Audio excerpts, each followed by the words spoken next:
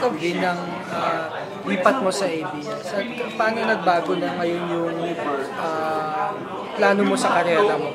Actually, honestly, nakapag-ano pa na ako sa kanila. I went there for a meeting. Tapos sabihin I should be ready. Pero hindi pa ako wala pa akong go signal to tell you guys na kung ano yung mangyayari sa akin. Pero finally, I got my release from surveil sa TV5. And I'm so happy, ever grateful talaga ako sa TV5 for letting me grow.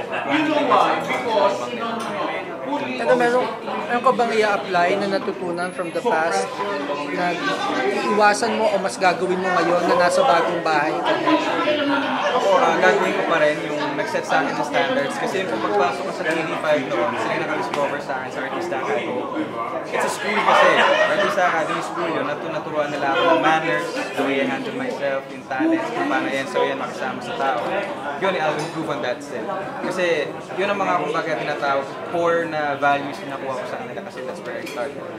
Tapos yung iiwasan ko na lang is yung ako sometimes I admit tigas talaga ang ulo ko eh. Ako kumbaga sa kuya ko siya yung nakikita niya naman. Ako mas gago talaga ang dating ko rin sa kanya.